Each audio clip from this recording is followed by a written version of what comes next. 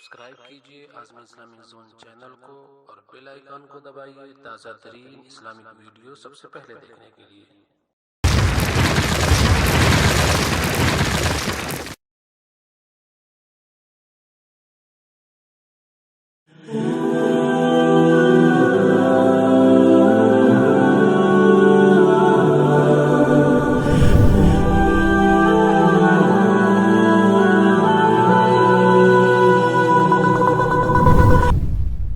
ناظرین السلام علیکم ورحمۃ اللہ وبرکاتہ۔ میں ہوں آپ کا میزبان انصار عزیز ندوی اور آپ میرے ساتھ دیکھ رہے ہیں سیدھی بات۔ ناظرین، آج میں جس موضوع کو لے کر گفتگو چھیڑنے جا رہا ہوں اس سے آپ واقف ہیں گے۔ اس سے قبل بھی میں نے ایک سیدھی بات میں 3 طلاق پر گفتگو کی تھی۔ اس بار کچھ الگ انداز میں اور تفصیلات بھی کچھ الگ ہوں گی، بلکہ میں کوشش کروں گا کہ دشمن اسلام کی سازشوں کو سامنے رکھتے ہوئے 3 طلاق کی شرعی حیثیت اور یکساں سول کوڈ کے بارے میں معلومات فراہم کرنے کی کوشش کی جائے۔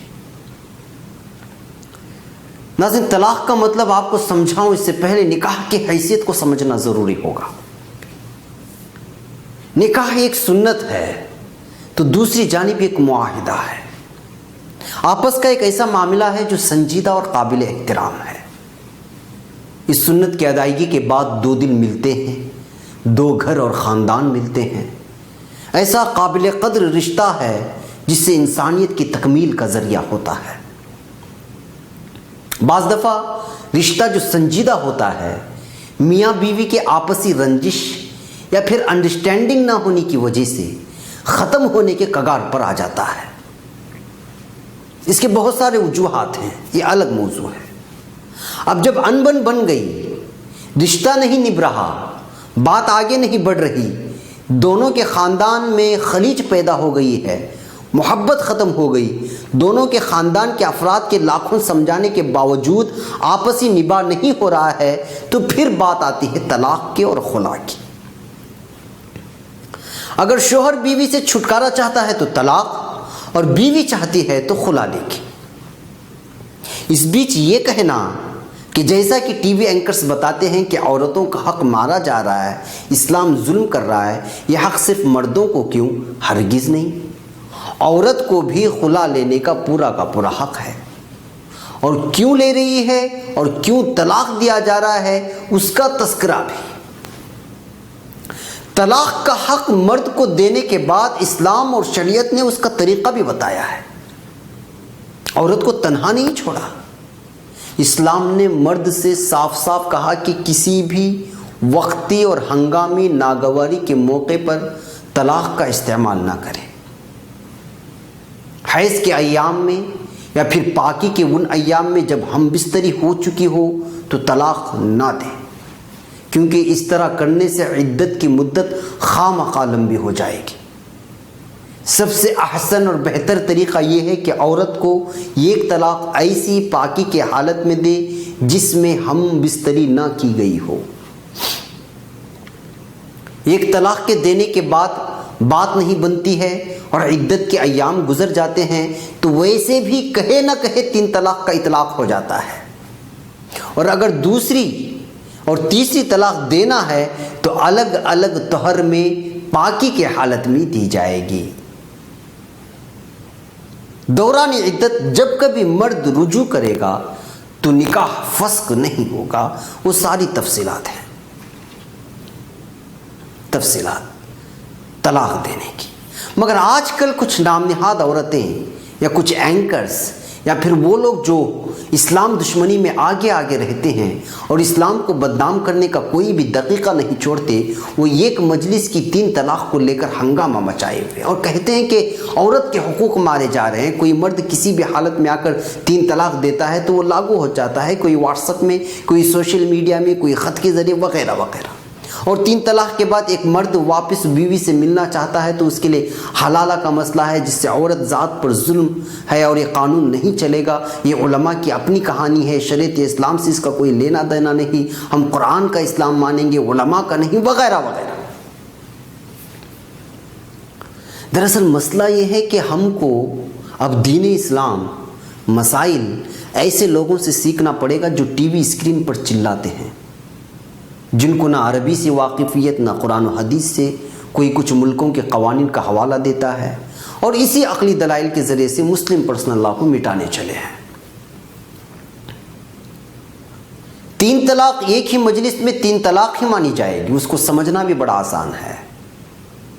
آپ مجھ پر غصے میں آئے اور مجھے 3 تھپڑ رسید کر دیے اور میں کہہ رہا ہوں کہ آپ نے مجھے 3 تھپڑ رسید کیے، مگر مارنے والا کہہ رہا ہے کہ نہیں جی، میں ایک مجلس میں جو 3 تھپڑ مارے جاتے ہیں وہ 3 نہیں بلکہ ایک ہی کہلاتا ہے۔ اب اس کو عقل مند کہا جائے یا دیکھ کر اندیکھا کرنے والا اندھا، آپ ہی کہیے۔ اس کو اور آسانی سے سمجھیے، کسی نے 1 منٹ پہلے تھپڑ مارا، پھر 5 منٹ بعد ایک اور تھپڑ مارا اور آخر میں 10 منٹ بعد ایک اور تھپڑ مارا، کتنے ہوئے؟ 3۔ کسی نے ایک ہی وقت میں بنا رکے 3 تھپڑ مارا، کتنے ہوئے؟ 3۔ میں نے کاغذ اٹھایا، اس میں لکھا آپ کو طلاق بین یعنی 3 طلاق دیتا ہوں، کتنے ہوئے؟ 3۔ کسی نے ایک ہی وقت میں بنا رکے، میں نے فون اٹھایا، اس میں ٹائپ کیا میں تمہیں پورے ہوش حواس کے ساتھ طلاق دیتا ہوں، طلاق طلاق طلاق، بتاؤ کتنے طلاق ہوئے؟ 3۔ صاف نظر آ رہا ہے 3، کہنے والے کا مقصد بھی 3 ہے، 3 ہی دینا ہے، اور کوئی مجھے کہہ رہا ہے کہ آنکھیں بند کر یہ کی سمجھ۔ اب آپ ہی بتاؤ، میں دین اسلام کے الف با سے ناواقفیت رکھنے والے اسلام دشمن اینکرز اور نام نہاد سستی اور چیپ پبلسٹی کی بھوکی ان خواتین کی بات مانوں جو ٹی وی اسکرین میں آنے کی لالچ میں کچھ بھی ووٹ پٹانگ بولی جاتی ہیں، یا پھر ان علماء کرام کی بات مانوں جس میں جمہور فقہاء کرام خاص کر امام ابو حنیفہ رحمۃ اللہ علیہ، امام مالک، امام شافعی رحمۃ اللہ علیہ، امام احمد بن حنبل، ان کے تمام شاگرد شیخ عبدالعزیز بن باز، شیخ عبداللہ بن حمید، شیخ محمد الامین الشقنیطی، شیخ سلیمان بن عبید، شیخ عبداللہ خیاط، شیخ عبدالرزاق عفیفی، شیخ عبدالعزیز بن صالح، شیخ صالح بن عصون، شیخ محمد بن جبیری، شیخ عبدالمجید حسن اور سعودی عرب کے کبار علماء شامل ہیں۔ آپ ہی بتائیں میں کن کی بات مانوں؟ یہ تو علماء کی بات ہوئی۔ صحابہ میں سے جو فقہاء کرام تھے جیسے حضرت عمر فاروق رضی اللہ عنہ، حضرت عثمان، حضرت علی، حضرت عبداللہ بن عباس، حضرت عبداللہ بن عمر، حضرت عبداللہ ابن مسعود وغیرہم رضی اللہ عنہم بھی ایک مجلس کے طلاق کو 3 ہی کے قائل تھے۔ ہم کو یہ سب کہاں پتا؟ کسی نے کچھ کہہ دیا، اس کے ہاں میں ہاں ملائے اور پھر آ گئے ٹی وی پر دشمنان اسلام کا کھیل آسان کرنے کے لیے۔ یہی تو ہو رہا ہے۔ ناظرین، یہاں مجھے رکنے کی اجازت ہے، بریک کے اس پار کچھ اور حقیقت ہے۔ ناظرین، استقبال ہے سیدھی بات میں۔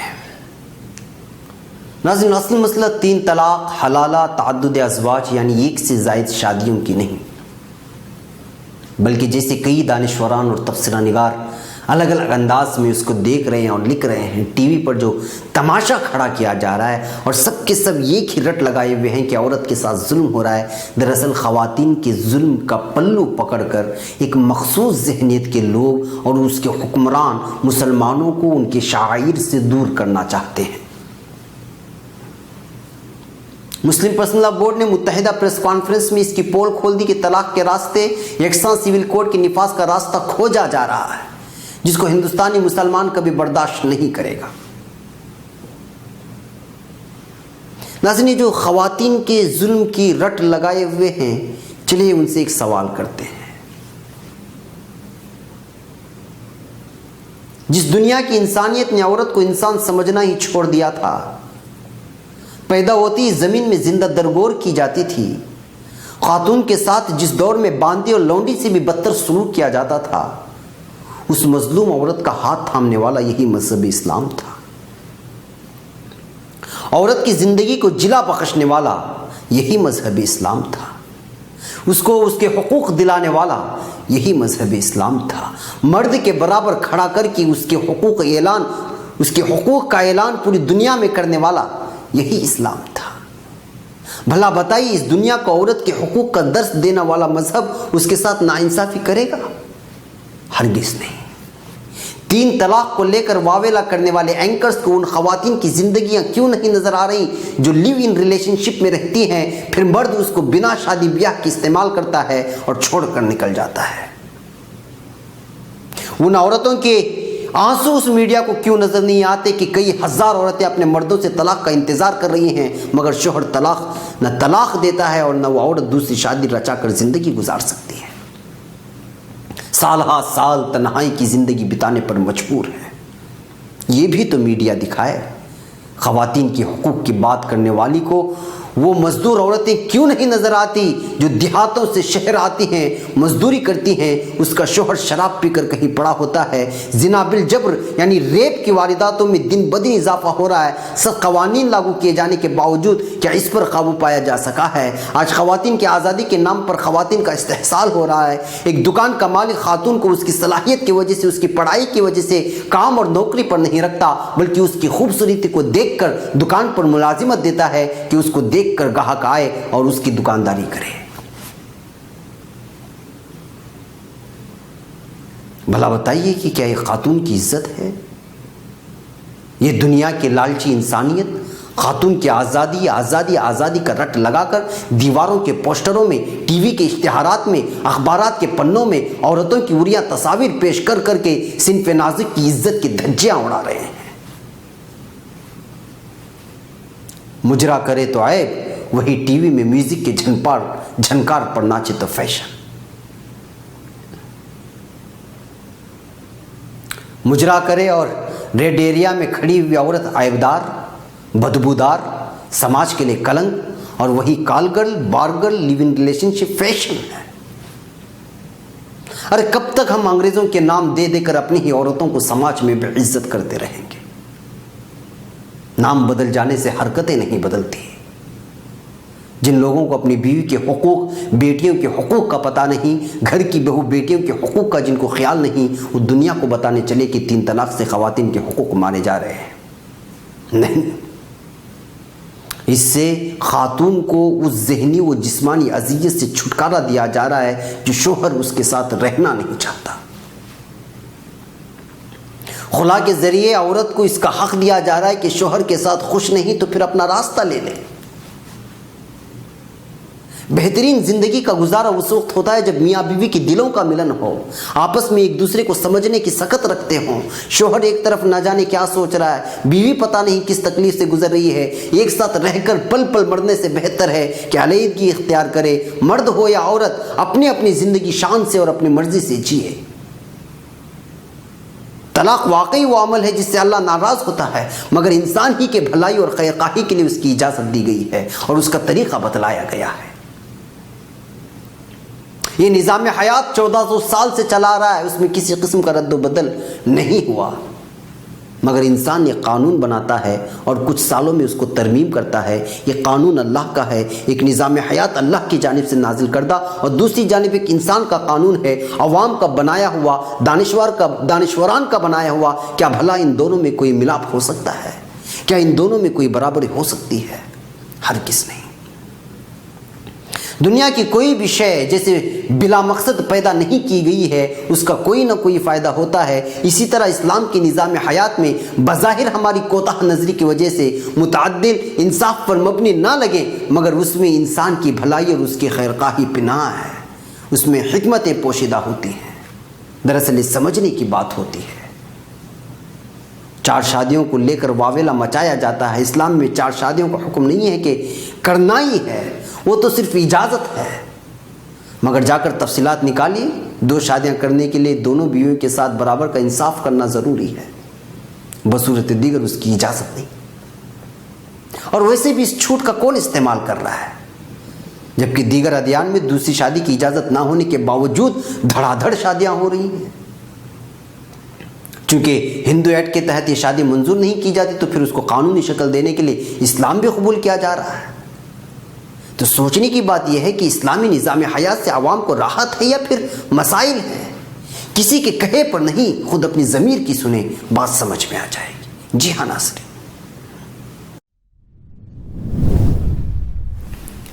ناظرین، ایک یہودی کا قصہ سناتا ہوں جو کتابوں میں درج ہے۔